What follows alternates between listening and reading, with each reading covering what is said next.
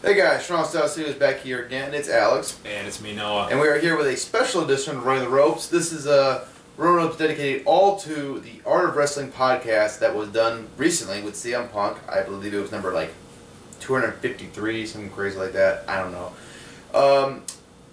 This was the moment of CM Punk breaking his long-kept silence about the issues that were about what happened with WWE, why he left, and everything, and 2 hours of CM Punk just rattling off his story, and it did not disappoint. No, it didn't. I could have listened to more. He could have gone into a little bit more detail, which, you know, obviously there's certain things he wouldn't want to, but as a fan, I could have sat and listened to it for hours. It was very engrossing. So I guess, well, first of all, I gotta say right now, Colt Cabana is the art of the tease, because it was like 8 minutes of promo shit. Yeah. And it was just like, get to the promo. Yeah.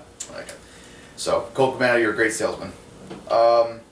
Yeah, I don't even know where to start with this. Well, first I wanted to touch on the fact that Punk, you know, he waited how many months now? 8, 9? I think they said like 9 months, 10 months, something on there. And he did this on his own terms, and the fact that he put this out on a free podcast, that says a heck of a lot about CM Punk. Yeah. You know, I've heard a lot of things about people griping about, oh, you know, you get paid this much, you should be happy, and he's mentioned stuff like that in the interview, but to come out and do this for free when he could have got paid quite a bit of money to shoot on the WWE. Very nice paycheck. It tells you a lot about that he believes in what he stands for, what he says. And I think in a lot of ways it was like him making a statement. It's like, listen, this is not me trying to make money. This is not me trying to make a quick buck off of my story. This is me telling you my story, and you can make your own opinion about it. If I'm bullshitting, fine, I'm bullshitting, whatever.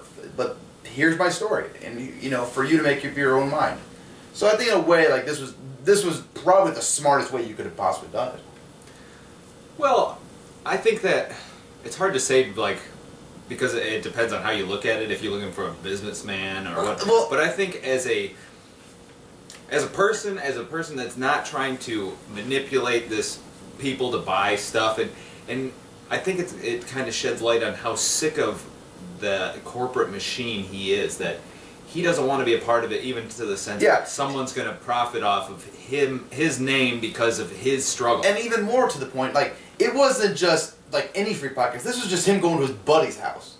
Right, which made it even better because he didn't have to feel like he was being scrutinized or things were being asked of him that might lead to other things. He didn't have to feel like he didn't have to question the guy's the interviewer's motives. Like, and he mentioned that. And it's like, why is the guy doing that? No, he went to Colt Cabana, and like Colt Cabana said, like, hey, when you're ready to talk, I got a platform for you. We'll do it. And you know that was very smart. And I want to say thank you for that. That's awesome. I think that we're so used to being in a society that everything revolves around the what dollar can you bill. do for me? Yep. And it's nice to see a guy like Colt Cabana and a guy like CM Punk basically saying like, hey, we're doing this for free for no other reason than we want to tell our story. We want to do this for you, the fans, to kind of like let everything be out in the open. And what's great about this interview is that not only is it free, but it's got a completely different format than what you're used to. Shoot interviews, they have questions. They have a beginning, middle, and end. Everything's set up. They have a time period of how long.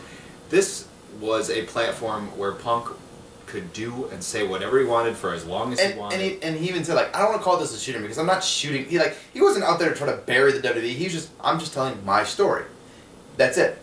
And Colt Cabana was great because like Colt Cabana like didn't ask questions. He would chime in and kind of like, oh well, go further into this detail, blah blah blah. You know, as you know, just like as a viewer would do it. You know, and like he said like, I'm gonna kind of play the devil's advocate a little bit. I'm gonna like, oh well, what about this? You know, like so he was very very professional, very very courteous to just kind of like sit back and like listen to what Punk was doing. And I think he was listening just like we were as fans. Yeah, I agree. I mean, it's probably a story that he's heard before. Probably. But, you know, as a friend, I'm sure he enjoyed letting his friend get this weight off his chest that you know that he's been carrying around. Yeah. So, okay, well, let's get right into the... I guess we'll start kind of like where he did, where it's like, we'll start from the very beginning of the issues that were involved with the WWE, which was, the first part was working with Ryback in 2012, when he was the WWE champion for a year. Was it 2012? Well, he did talk about before the pipe bomb. Oh yeah. Yeah, being unhappy and back to his elbow surgery where he had to get elbow surgery because it was like he described he was working in the UK tour and he didn't get done with shows and he'd be locked in a 45-degree angle and he couldn't move his arm. And so he had to get surgery done, and the way he put it was Vince McMahon called him the second he was out of the hospital. As he was walking out. Yeah, as he was walking out of the hospital. Heard the surgery went well, and it's like, great, we're going to have you back on the road to be doing promos. And it's like, you know, and... and that's the machine that the WWE is. They want people back. What can you do for me? Yeah. You're no good to us sitting at home, resting. You need to be back on the road making us money. Right. And CM Punk said, like, hey, me back at that time, but I wanted to be the top guy, so I'm like, sure, I'm back. I'll be there, no problem, you know. And that's how WWE operates too. Is they drive this into you that you're not only are you no good to us, but your star is fading fast. Yeah. The longer you sit on a couch, and that's something that is instilled to everybody. So when one of these guys gets hurt, they think, man, I got to be back tomorrow because all these other guys are desperate to get your spot. To get that spot because that's it seems like in WWE after hearing all this is that they instill that desperation in you. I think so, and you know I've heard like something that like where like if like when they go to performance centers and I have like little trials or whatever, they're looking for guys that have made a name for themselves because they don't want guys that are indie stars because well they want guys that think like WWE is the only place to be. They don't want guys who have like options to do after the WWE. They want you know it's like no, they want guys that are going to be you know bleed WWE colors and this and that and everything like that. I think it's very true. So he talks more about like, and this was one of the many stories of like, wait, what? He had got laser eye surgery for whatever, and he's backstage because he's doing promos. He's still doing promos for the Straight Edge Society that was on that time. And his arm was in a sling and whatever. He's supposed to go see the doctor on Monday or whatever, or Sunday or whatever, and he was like on SmackDown, and Michael Hayes comes up and like, okay, it's Punk, you're working so-and-so. I was like, no, I'm not. I'm hurt. I got my elbow in a sling. I got my laser eye surgery. It's like, well, why'd you do that? It's like, because I'm not seeing a doctor until after the show. It's like, oh well, our doctor, I can't remember what the guy was. Some dude, okay, the WWE doctor. I can't remember what his name was. And it's gonna be bothering me, whatever. He talks about him a lot. Called the doctor and told the doctor in Alabama and described how you're feeling, and he said you're all clear. And Punk just said, fuck that. That's bullshit. I'm not fucking working until I see the doctor. Fuck that. And it's like, that's the mentality of like, what the fuck are they doing? Right. Like, that's not, in any medical profession, you don't just say, look at him and then you call the doctor and say, well, this is how he looks. Okay. This is how he says he feels. Are you kidding me? Yeah. That's insanity. Yeah, like what kind of, as Punk said, what kind of voodoo witch doctor bullshit is that? Yeah. Like, how the fuck could that possibly fly in a publicly traded company? Like, because when WWE is, like you said, it's a business, it's a company. Profit is the only thing that really matters. Yeah. And so when you can get away with making guys work hurt, when you can get away with, because you know it's going to draw money. Those are the guys that people want to see. So we got to get him on TV. We got to get him back. It doesn't matter if he's hurt because they don't have to pay insurance. They don't have to pay for the medical things. Independent contractors, as they put it. Independent contractors, but you can only work for one company. Yeah. Interesting. So that's just one of the many stories, and then he moves on. Well, he talks more about when he was signed with the company, and like they were trying to offer him movie deals. Like, whoa, what's your movie? It's like, well, your movies suck anyway. I don't care. You know, it's like. So, was there anything else about like around the time he was getting re-signed? Like, I'm sure there was a few things. Kind of, well, the basic philosophy he told Vince was like, I'm going to be your top guy. I'm going to work my ass off to make myself the top guy. And if you don't think I'm your top guy, you might as well just fire me. That's basically what he told Vince. Like, if I'm not performing to the caliber you think I'm a top guy, and you're going to put me in a top guy spot, you should just fire me because I'm not going to, because then I'm doing something wrong. Right. And it wasn't so much a Punk like saying I'm that good. It's just him saying like, listen, this is the fucking truth of it. It's like I know I'm this good. If you don't think I'm this good, then why are you keeping me around? And it's almost like saying like, you know, hey, if I'm not that good, okay, well then just let me go. I'm done. And that's a hard one too, because I understand where Punk's coming from. He wants to be the best. Yeah. And he wants to be seen as the best. He wants to be compensated as the best. And if WWE doesn't see him as the best, then he wants to be fired. Yeah. But in WWE's turn, if they don't see him as the best, they still see dollars in it. Yeah. So they're not going to fire him. I know. Absolutely. And so there are a couple things within Punk's story where you can say, okay, well, that's kind of a Phil Brooks thing. That's okay. Fair enough. But we move on to when he's the champion, and Punk said, like, I was just as good as John Cena. I made every media appearance. I did just as many Make-A-Wish Foundation things. Which, by the way, he mentions that a lot of guys do. Yeah, everyone does that. But you never hear about it. You only hear about John. And it's like he said he did just as many as John Cena did that year. Never fucking heard about it. It's like that's really like, well, like, why wouldn't you promote these guys? It seems like you want everyone to know that all of your superstars are these great people. I mean, like, hell, I mean, with Daniel Bryan, you only heard about the Connor kid. That he, one time. Yeah, the one kid. And that was just because it was a really heartbreaking story. And it was, you know, the kid was an amazing kid and everything. But it's like, why don't you talk about the other guys who make appearances? Like, you know, that's something that you can, you know, I understand not doing it for the heels, because, you know, they're the bad guys, whatever, okay? But still, you know, talk about the guys who make appearances. Punk was also this. Okay, I remember what it was. When Punk came back, after the promo, he was getting major inquiries from top real live media productions. Jim Rome wanted to interview. GQ magazine wanted to talk to him. USA Today wanted to put him on the cover. And so Punk thought, well, hey, why don't I bring these guys? Why don't I start doing like the thing where I'm sponsored by these guys? I wear sponsored trucks. Right. Well, it would have been different companies than what you were saying, but yeah, you're the same. But like, a lot of offers. Yeah, like a lot of people are coming around like wanting to sponsor me. Just, you know, hey, we're a logo, blah blah blah.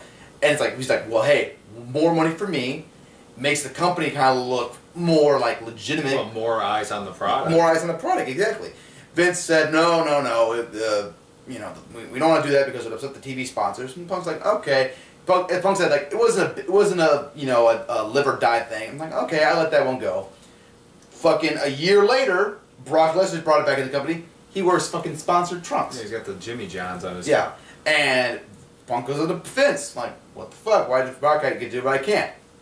Basically because Brock Lesnar was Brock Lesnar and CM Punk. That's one right there. Right. That's one. I'm like, that's bullshit. And you know, I again, this is one of those things where like I guess I can see both sides. Because if you say that, as a businessman dealing with talent, that's not something you should ever tell your talent. Is that another? Well, no, he didn't directly say that. He just kind of blew it off. But like even some people said like, well, I understand. Like Brock Lesnar came in and he had already signed a deal with Jimmy Johns or whatever these people for so many years. So that included when he went to WWE. It's like, okay, I understand that, but still, like, hey, you know, I brought you this idea. Why wasn't I given the opportunity to do this when this guy clearly came in with no problem, you know? Yeah, and why does it have to be limited to one dude? It's not like it's his gimmick. It's not like I don't think he's ever said Jimmy Johns once. So what the fuck's the difference? Yeah, exactly. Okay, moving on to the first, like, major kind of, like, topic, which was the Ryback feud, the first one, after John got hurt in October of 2012, I think. I think it was 2012. Yeah, it was. Where CM Punk had hurt his knee wrestling Cena, and you know was looking to hoping to get time off, but like they needed him because he was champion, and Punk's like, I'll grit it out. So he's putting a feud with Ryback, and he's just like, he goes up to Ryback, and he's like, okay, you know, let's do this. I'm gonna make we're gonna make this work, whatever. You know, because Punk's like, hey, you know, I'll make this guy look good for him. I'll make myself look good. We'll make something happen. And CM Punk told this guy was a steroid guy who didn't know what the fuck he was doing. He was reckless. He was dangerous. And I don't know if it was this feud or the one later in 2013 that CM Punk said took 20 years off his life. I don't know if he said specifically. I think he just said working with him, yeah. And one constant that I noticed through all of this interview, especially the Ryback part, is Punk is restating the things that fans, the smarks and the smart fans and the marks or whatever everybody wants to call them. The people who don't get the business but say these things that make sense. Say the exact same things. we've been saying that Ryback is stiff. He sucks. He's a dangerous. fucking roid freak. He's dangerous. He's gonna hurt somebody. And guess what? You put him in the ring with your fucking champion. Mm-hmm. A guy that you were investing a lot of money in at that time. Which, you know, it's one thing to put him in there the first time. I get it. You know, yeah. Ryback's still young. He's still getting heat. Maybe you put him in there with a top guy, and Punk can maybe teach him. Yeah. You know, teach him how to. And to be fair, they did. Like as soon as that thing was over, it's like, okay, move him out of the way. You know, they did. So lesson learned. To be continued. Right. So they bring up the idea that like Rock's coming back and he wants to work with a heel, and we you know it's like looks like, well, I'll do it, but I don't want to be a heel, you know. And it's like well, we won't, you know, Vince basically says, you do this for me, I'll owe you one. And it's like Punk's like, all right, I'll turn heel. Didn't make any sense to Punk. Actually, this was back before this, but whatever. It flip flops. We're just gonna cover the basics. But so he decides to turn heel, whatever, and it's fine. They decide they're gonna give him a group, and they're gonna put him with the Big Show. Oh boy, Daniel Bryan, which made no fucking sense to him. And Punk's like, no, that's stupid. You know, you don't want to put Bryan with me in a group. Like, you know, we should be kind of like we get together once in a while to wrestle or tag or whatever, but we don't, you know, we're not like a permanent thing. Mm-hmm. And one guy from FCW, I think they said Seth Rollins. And Punk's like, well, how about this? You give me a group of guys all from FCW or NXT or whatever, and, you know, they come up and I can help, you know, they can put it to the champion, they can learn from them, and blah, blah, blah. You can get these 3 new guys over. Smart idea. He said he wanted Ambrose, Rollins, and Cassius Chris Hero. They didn't like Chris Hero. Triple H didn't like Chris Hero. We all know why. We all know that story. Moving on. He said Roman Reigns. And Punk's like, okay, that's fine. They get one of their guys. That's fine. And he can learn from these guys. Made perfect sense to Punk. Punk's like, that's great. So they had the Shield debut, but they decided to not stick him with Punk and instead have be their own group. And but I feel like they didn't tell Punk. It was like a day of kind of thing that he just kind of found out. Yeah, like they did. Punk thought like, hey, you're gonna be working with me, and they didn't. Like, no, we're just gonna do our own. Like, we were told we're just gonna do our own thing. And this was backstage at a show. Like Punk was ready for this new angle to start. And they decided just to take him as a normal group and not have him team with Punk. It was like Punk wasn't really upset. It was just like, you know, that was my idea. I was the guy that told you to pick these 2 of them at least. Why would you take them away from it? And it would have done a cool thing for Punk. And who took the idea and who took credit? Triple H. Yep.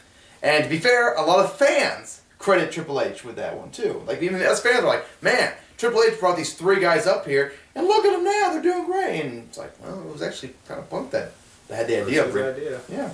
Now, you know, whatever. It's still booked really well. But anyway. But also, the reason he wanted them up there was because, like, his idea was, he goes in to face the Undertaker at WrestleMania, and then after Mania, he feuds with his stable guys. Like, he'll feud with these dudes, and he'll have something to do. The guys will have something to work with. They'll get elevated by working with CM Punk. Everyone wins. But now it's like, well, what the fuck am I doing after Mania? Vince doesn't know. Who knows?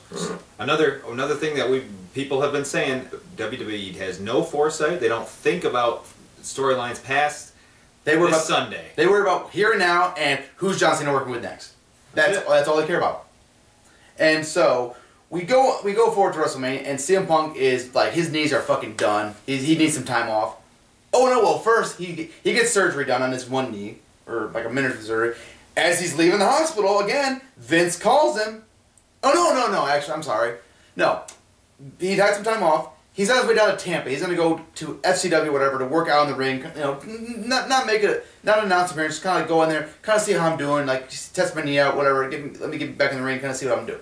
Vince calls him on his way as he's going down there. So whether CM Punk whether the guy they talked to, Joey Mercury, told Vince, oh hey, CM Punk's on his way down here, blah blah blah, and Vince called him because of that, we'll never know. Or Vince just called him.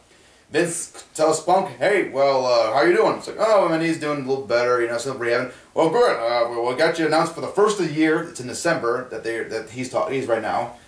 We got you announced for the first of the year. First of all, the new year, you're facing Ryback in a TLC match. It's like, why the fuck would I do that? I'm just getting back from a fucking hurt knee. I just had surgery, and like you heard. This was 3 weeks before that match, and he was supposed to be out for 4 to 6 weeks. Yeah, 4 to 6 weeks, and he's being brought back in 3. And even back then, I'm just like, why the fuck are they rushing in Punk back so soon? Like, what are they doing? And why would you put him in a TLC match? Exactly. That's on fucking television, too. It just kind of, it reeks of the fact that desperation. WWE doesn't really care about its workers. You know, it just doesn't care about the way, doesn't care about their bodies, doesn't care about their families or their free time, or just their time to get their body and their mind back together. That is meaningless to them. Yep, and like I said, guys need time off. They need time off to rest up their injuries and whatever, and just to get their head on right. Right. The body's not meant for that kind of activity. So anyway, CM Punk says, all right, but as soon as I'm done, I drop the belt to Rock, I'm a fucking ghost. I'm taking time off. So he says, well, you know you can't because we gotta have the rematch with Rock and you gotta have WrestleMania. And Punk's like, well, fuck WrestleMania. I'm fucking hurt. I need time off. But Vince, once again, I owe you one. So Punk grits it out, works Ryback, and actually that was a pretty good match, I remember. The TLC match? Yeah, it was. Does the match with Brock, does the rematch, goes into WrestleMania, and he basically went into WrestleMania like, I'm gonna fucking kill myself and steal the fucking show from everyone. Because he wanted to be the main event. Yeah. That's always been his And he was fighting tooth and nail the whole fucking time. Like, Vince, you shouldn't give the belt to Rock. You should be doing me or Cena at WrestleMania. You should be doing a triple threat match. I will get eliminated 5 minutes in the match. I don't care, but I should be the main event. And guess what? Fans were saying they should just do a triple threat match. It'd be great. It'd be fucking awesome. You have the Rock, who's the old time fans, John Cena, who's the new school, and CM Punk, who's about kind of like the new phase. You know? And looking back, it doesn't make any sense not to do it. It's not like if someone saw like, oh, The Rock and Cena are going to be on it. Oh, it's CM Punk. Never mind. Yeah. Like, what exactly. More people? And then you could still have the idea of John Cena Rock at last year's Rumble being once in a lifetime. Mm-hmm. Just idiotic. Anyway, CM Punk goes and fights, has the match at WrestleMania. It would take her. Destroys his other knee, and steals the show. And everyone's like, "Well, you had a great show." And he's like, "You're fucking right, I did. Next time you should be in the main." And it's like, "Well, you should have been in the main event. You did such a great match." I'm like, "You're goddamn right, I did. I should have." Exactly. So CM Punk takes time off. He's as he says, "I'm having a great time. I'm watching Black Hawk game. I'm enjoying my life. I get a call. We need you back. Or we need you back for payback, or we need." And, oh no, maybe this was when he was driving to Tampa. Maybe it was, I don't know. For payback? Whatever. Listen to the fucking interview. We're just going to get a general synopsis of it or whatever. So, he's going back, he's coming back for payback, and he's going to be, because we need the buys. And it's like, well, Vince, I thought I was going to be gone till SummerSlam. He's like, no, we're going to do a whole thing where you're going to feud with CM. With Paul Heyman, which we're going to do Money in the Bank, which is like, yeah, that's great. Guy just coming back after injuries. He's going to put him in a fucking Money in the Bank match. No one ever gets hurt in those. And then you're going to have a match feud with Brock Lesnar at SummerSlam. It's going to be a big match. It's like, who's going over at SummerSlam? Vince? Well, Lesnar is. Who's going to show up Monday? Is Lesnar going to show up Monday? No. Then why should I? Why, Why? Yeah, why would you book that? Like, it makes no sense. And as Sam put it, and I didn't really think about this at the time until he brought it up. It's like, I put over Rock, Rock goes away. I put over Taker, Taker goes away. I put over Lesnar, Lesnar goes away. Why the fuck am I showing up on Monday? Let's not forget Triple H. And he went away. Yeah. And it's just like, you think about it, like, holy shit, he's right. Now, we didn't notice at the time because we were just like, man, that was a great match, and but it's like, he's right. In a lot of the fans' minds, like, CM Punk just lost to 3 dudes that are part-timers. I'm like, oh, well, whatever. And CM Punk, my stock was lowering. So, and that lowers the stock for everybody. Yeah. I mean, because if CM Punk's your top guy, and then guys are coming in and beating him, then your top guy is, yeah, he's all right. And I think CM Punk said everything that the fans been saying. Why would you have these part-time guys come back who haven't wrestled for 10 years or 2 years or whatever, or wrestle once a year, come back and have beat a guy who's wrestling every single day? You're just making your own stars look bad. And it's like, that's exactly shit the fans have been saying for years. Mm-hmm. And it's just like, holy shit, CM Punk actually gets it. So he does the Lesnar thing. And then they decide to put him in a fucking feud with Ryback, which he apparently is like, I want to work with Curtis Axel, because Curtis Axel could actually fucking do something. Ryback was dangerous. So, and also he wanted to put over Curtis Axel because Triple H wouldn't. Or didn't. Well, yeah, he said he was going to, and then he buried him. Yeah. Yeah, that was funny. Which is fine, because Triple H. Is terrible. Yeah, he is. He's terrible. But whatever. Punk liked him, so it's like, oh, give him a pass for this one. Anyway, so he goes to the Ryback and says, okay, we're gonna start this feud. It's a new beginning. Forget the past. We're gonna make you look great. We're gonna go out there. We're gonna kill it. We're gonna make those fans believe. We're gonna make them love us, and we're gonna have a great fucking feud. It's like, all right, let's do it. First fucking night, supposed to do a gorilla press on the table. Fucking misses it and like shifts his pelvis or whatever. Nearly killed. Yeah. I remember watching it. It was awful. It was brutal. Yeah. Oh God. And he goes up to Ryback and says, "You can't possibly be this stupid. You're either doing it on purpose or you're fucking stupid. Which is it?" Ryback caved. I'm fucking stupid.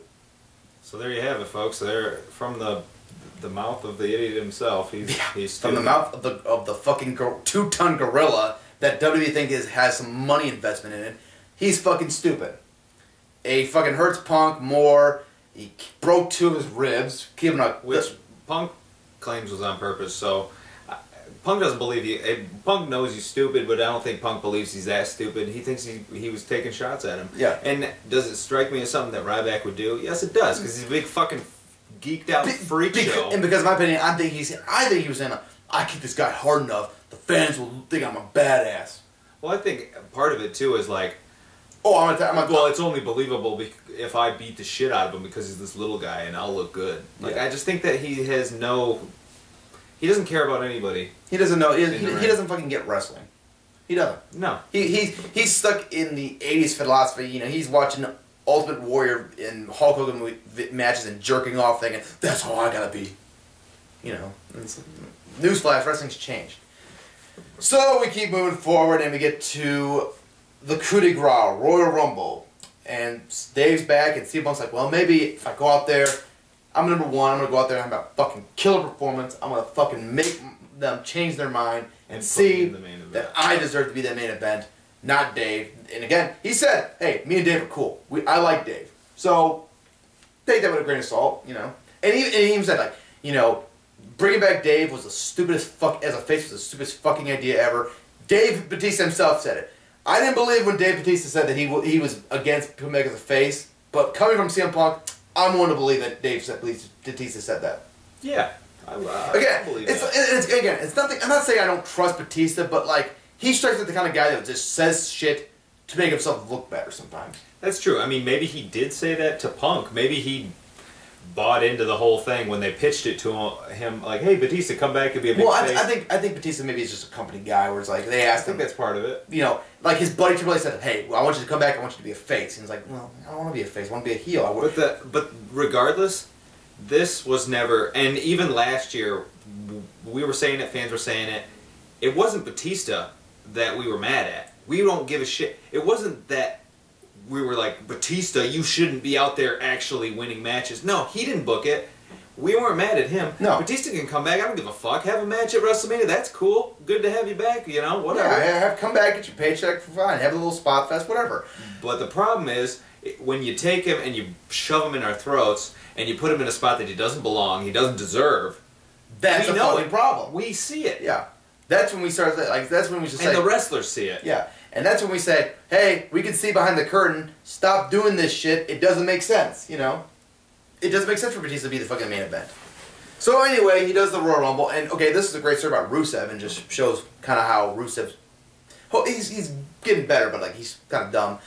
Rusev's in the match, and Punk's like, and he's like, I'm gonna help everyone get their spot in. It's like, I'm going up to Kofi, like, hey, I'm gonna... Which most veterans would especially not. A guy like Sam. You think Randy Orton's going up to a guy like, hey, what spot you want to get in? I'm gonna take a spot for you. No way. You think no offense to John Cena, you think John Cena's going to a guy like, hey, what spot you want what spot you want to do?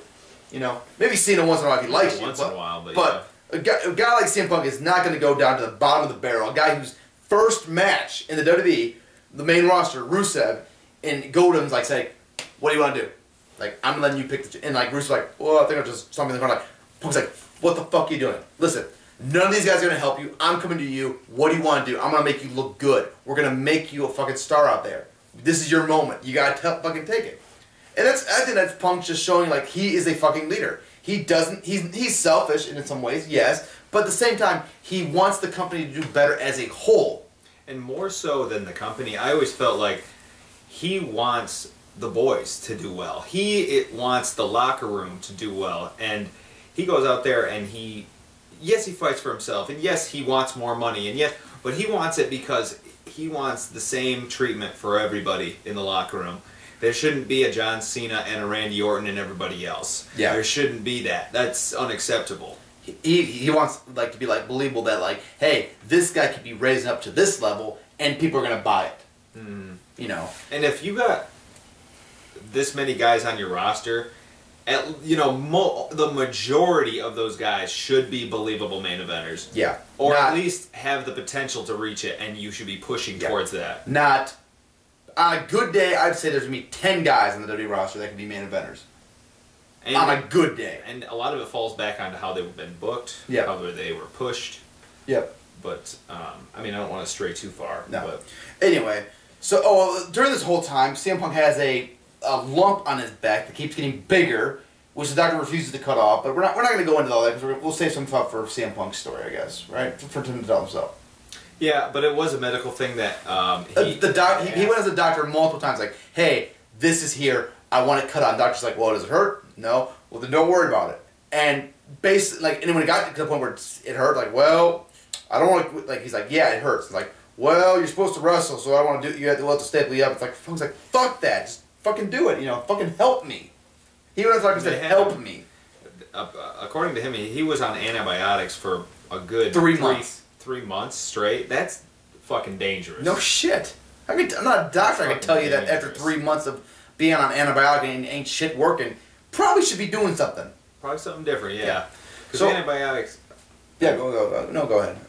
But antibiotics are made to kill the bacteria in your body, not just bad, but also good. And to have someone on antibiotics for that long... Yeah. Like, that's dangerous to someone's immune system. It really is. Oh, shit. Yeah. Especially when they don't work for the thing that you've prescribed them for. So, we get to the Rumble match. Punk is wrestling, and he gets a clothesline or something like that from Kingston, and he's just like, as soon as I got hit, I knew I got a concussion. Like, it was no fucking doubt. So he rolls over, raves the doctor, like, I got a concussion. And Doc's like, well, what do you want me to do?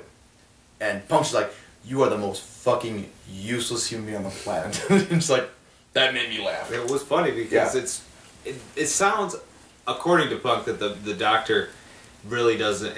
I can't tell if he doesn't know what he's doing or if that Vince has told him, this is what I need. Well, these are the guys I need all the time. Yeah. This is what I expect. Yeah. Make it happen. Yeah, but like the doctor should have been, it's like, sorry, if a wrestler like said, I got a concussion, it's like, get the fuck out of the match right now. Get out, eliminate yourself. Something. You gotta get out of the ring. Right? I mean, a real doctor would say, you're done. You cannot finish this match. Yeah, get out of the ring. So, and then the referee comes over and says, Kane's gonna come and eliminate you, It's like, and Punk, being CM Punk, the man who wants to make a fucking name for himself, says, you tell Kane to get the fuck away from me, you touch me, I'm gonna fucking fuck, So, whatever, he doesn't. He gets eliminated, he goes back, he's fucking red hot. So, move on to the night of. Cleveland, Ohio. It's in Raw. The infamous night. And Punk is fucking red hot. He doesn't want... They make him do a concussion test. And he doesn't want to fucking do it because it's stupid. Like, I know I have a concussion. You don't need to do the fucking test. Well, he passes the test. Yeah, he passed the test. But like, you don't need to fucking do the test. I know I have a concussion. Yeah. They want him to go out there and run the ropes. It's like, no. I'm not going to run the ropes like a 2-week veteran in front of... Or 2-week veteran. 2-week rookie in front of everyone. I have a fucking concussion. If you have any doubt that I have a concussion, send me the fuck home. Don't let me wrestle. Why the fuck is this, He's getting fucking hot because, one, he's probably a little delusional because of the concussion. Maybe a little bit. Probably got a headache at Probably least. got a headache, yeah. He's fucking broken it up and he's being held together by tape, basically. Yeah, he's got the bad knees. 2 bad knees. Bad ribs. Fucking... fatty deposit or whatever the fuck it was in his back. Well, it was trying to be a staph infection, full-blown staph. We'll get to that in a second. And it's just like, what the and it's like, yeah, if I was a fucking owner, and it's like, if I really care about my wrestlers, like, I see a guy who's like, banged at the I'm like, yeah, you can take the night off, dude. Just take a night, So anyway, he talks to Triple H and Vince in private. Triple H was like, oh, I'll leave. Like, Punk's like, no, you can stay. I want you to hear this. And Punk basically lays it out, like, what the fuck is going on? Like, why the fuck am I not, are you doing this stupid shit? I'm fucking hurt. You should let me go home. Blah, blah, blah, blah. Why am I not the main event of WrestleMania? Why is Dave WrestleMania? That's a fucking stupid idea. It's the worst idea in the fucking history of this company. And Vince tried to, like, well, you're wrestling Triple H. That's a main event. Punk looked right at Triple H's face, the future owner of the WWE, and said, I don't need to wrestle you. You need to wrestle me. The balls of CM Punk right there, man. And you know what? That is true. Abso-fucking-lutely. Because that beating Triple H would have done nothing for his stock. But it would have, know what it would have done? It would have kept Triple H relevant. That's the only reason you ever see Triple H in matches, is because he's desperate to be fucking relevant. Absolutely. And CM Punk said, I resent you for not putting me over 3 years ago. Thank you. Thank you. Praise the Lord. I've been saying this since that fucking night. I've never, ever gotten over the fact people have said, oh, he would have fought Triple H at Mania. He should have fucking beat Triple H the first time. Yeah. CM Punk was red fucking hot, and Triple H came in and decided he wanted to cool down the... Bear in mind here, Triple H came out of retirement and wrestled one match and beat the man who was basically a top superstar. And then went back into retirement. Yeah, until he had to wrestle Kevin Nash. Did no one in creative say, wait, you want to put Triple H over on who? Why? Did no one say, why is Triple H going over on CM Punk? And that's one thing Punk mentioned throughout his interviews, that he was the only one ever asking, why are you doing this? What's next? What is your plan? He did say there is one guy who will also stand up for the boys and say, that's fucking stupid, and that's John Cena.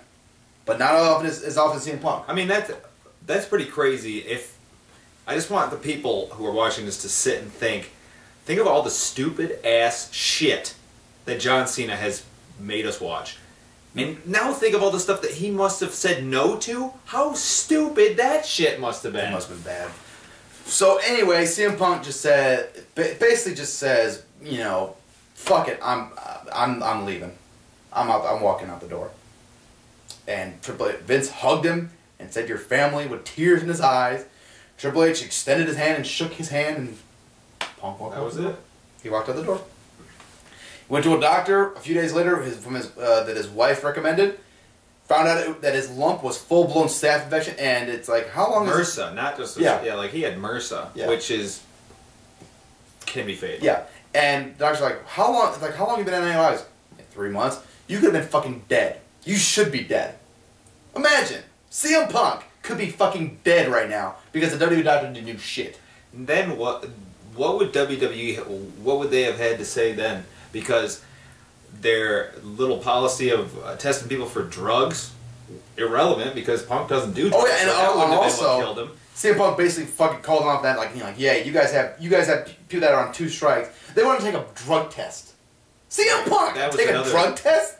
Like, are you fucking kidding me? Like, listen, I could pick 20 fucking people from across the globe at random, and CM Punk has done one. And it's like, who do you think here is the most clean person? Like, CM Punk, the first guy I'd fucking pick. Absolutely. Absolutely. You can put the fucking Pope next to CM Punk. I'd be like, CM Punk's probably cleaner than the Pope. Okay?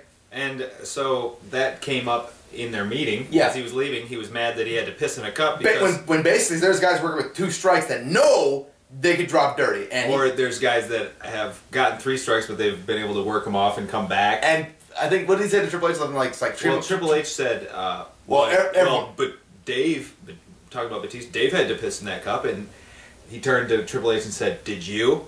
And Triple H said nothing to say because... We all know! We all know! Jacked. It's ridiculous. There's no way fucking Triple H is not on steroids or some kind of fucking growth hormone. No fucking way. So anyway, CM Punk doesn't hear from WWE for months, and then he realizes, like, oh, hey, my road restricting. He's like, you know what? Fuck it. He found an old one too. Like, he called, like, well, hey, I got an old one that needs to be reissued, and lost my old one. And they're like, well, we gotta talk to this guy, you know, we'll get back to you. Never did, never replied to his messages. And Punk's just like, you know what? Fuck it. I got enough money to live off the rest of my life. I don't need it. And it's like, I'm not gonna worry about it. So he was willing to drop it. Let it go. Gets a call 2 days before his wedding from Triple H asking to talk, and Punk's like, well, hey, listen, I'm busy right now. I got my wedding to do, The second I get back from my honeymoon, I will call you.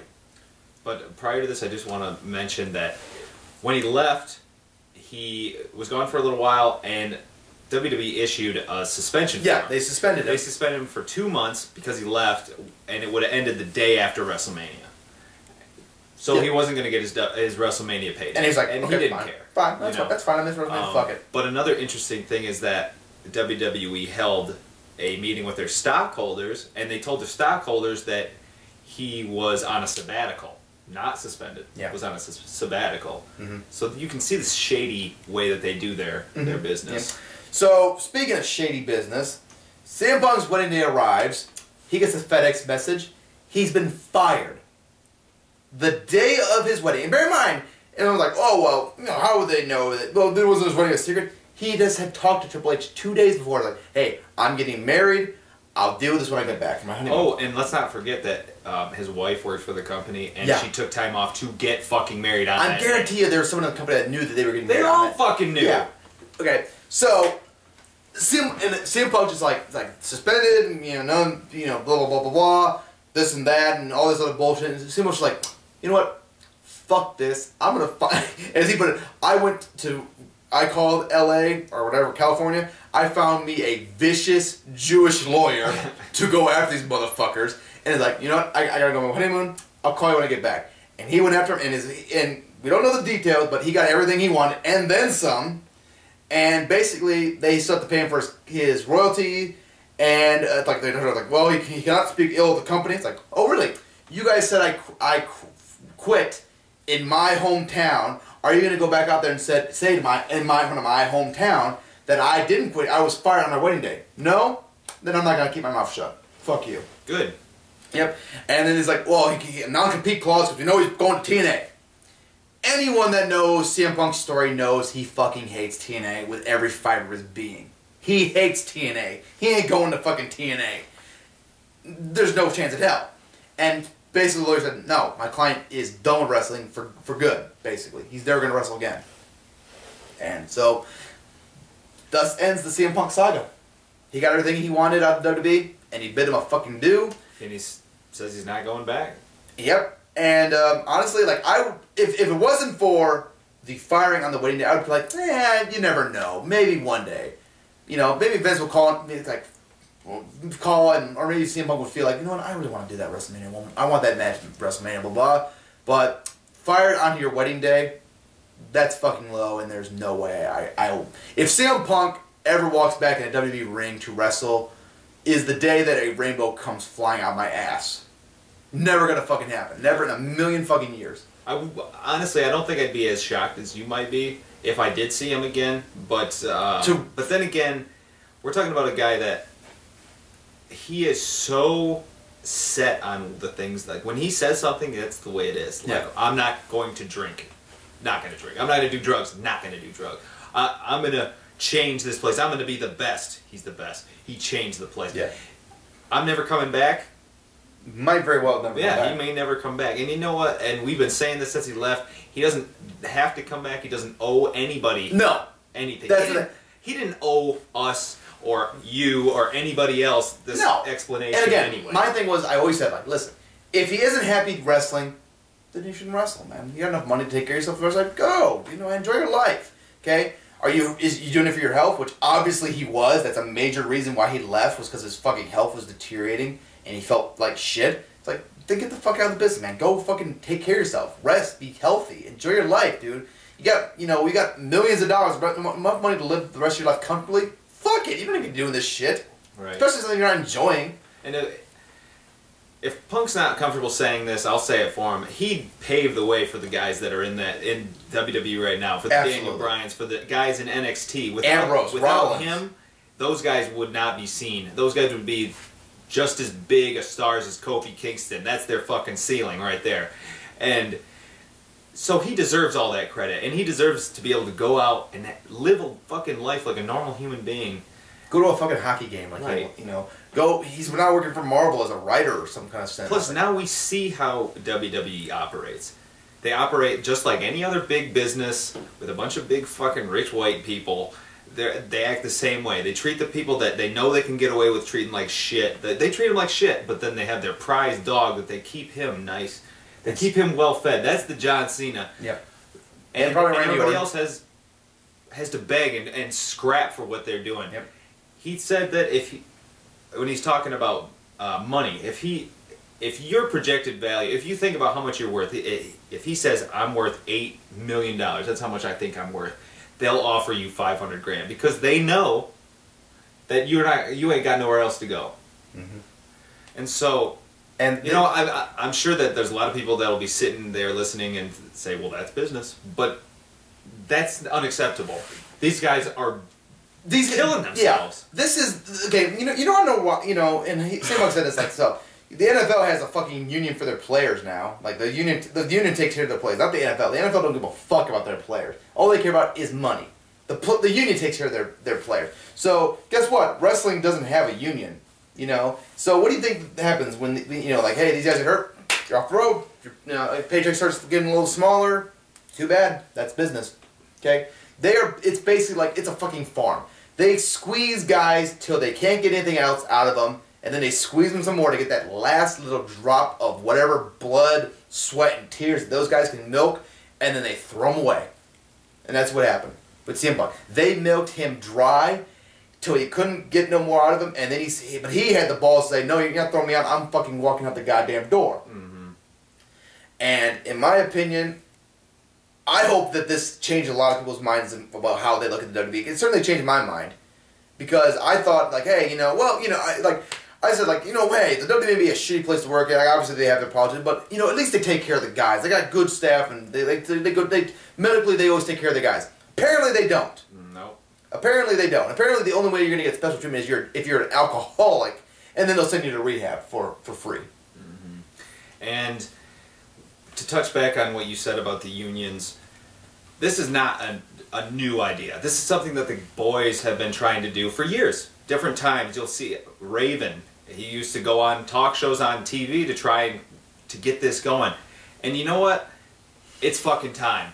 It's time for a union, and it's time for the fans to start noticing and speaking up, because the wrestlers, it's not enough. It doesn't mean anything when the wrestlers stand up, because what? They'll just brush them aside. And that's why it's time for the fans to speak up and say, hey, take care of these guys. Stop with this shit. You're telling me you can't pay for their health insurance? I don't care if you're an independent contractor, because that's such a farce to say. When you work for one company, mm-hmm. and you're not allowed to work for anybody else, you got to be there 6 days a week. You got to wear a fucking suit and tie to the airport. You don't even have a minute off to yourself. You're not an independent contractor. You are a fucking slave to their system. Yeah, you get paid, so that's probably the wrong word. Definitely the wrong word. I don't want to offend anybody. But the fact is, like, they don't take care of people. They don't. And it's time for a union, and it's time for the fans to say that they need a union. I don't know if that means you going on change.org and starting a petition and getting 100,000 signatures and shit, but it's time. And that's my piece, but I believe that. This is bullshit. Usually I'm the one with the rant, but apparently Noah here has one locked and loaded, and I applaud you for that one, my friend. I don't think I can follow up that. So I didn't mean to steal your thunder. No, but dude, listen. How often do I steal your thunder, man? It's nice to see you steal my thunder once in a while. Yeah, but obviously we're gonna post the link to the podcast. Give it a listen. Give us a subscribe, and CM Punk will be back on next week to answer fan questions. So you can email and send questions. Maybe we'll send one in. Who knows? But I'm definitely going to be tuning in next week to the Art of Wrestling podcast. Absolutely, and if you have questions pertaining to it, send them in. But I would definitely recommend listening to this. Absolutely. And listen to it with an open mind. Don't listen to it because we said, or listen to it because of our opinions. Listen to it with an open mind. Hear what he has to say, and make your own judgments. Yeah. But I think support the idea of a union. Support independent wrestling. Absolutely. We speak highly of independent wrestlers. Listen, newsflash, Ring of Honor takes better care of their independent wrestlers than I think WWE does. It looks like. Come on, a guy gets concussion, they instantly, you're done, you're pulled. Mm-hmm. They take care of their guys. So. It's time for the fans. We stood up and we made Daniel Bryan the main event of WrestleMania. Hell yeah. So to say that we can't change things, it's false. It's time, because it's just it shows me that WWE is no different than fucking Walmart. You know, it's time for a change. It's time. You heard the man. Hashtag unionized wrestling. There it is. All right. Well, we'll get that trending. All right. Thank you for joining us, guys. Give it a listen, and we'll see you next time.